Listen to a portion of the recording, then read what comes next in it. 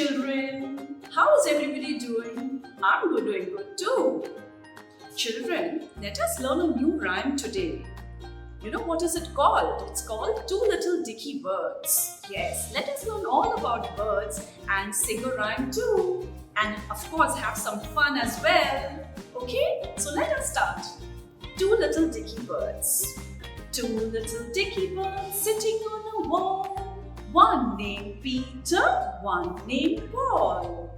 Fly away, Peter, fly away, Paul. Come back, Peter, come back, Paul. Once more, two little Dicky Birds sitting on a wall. One named Peter, one named Paul. Fly away, Peter, fly away, Paul. Come back, Peter, come back, Paul. Bye children, hope you all had fun.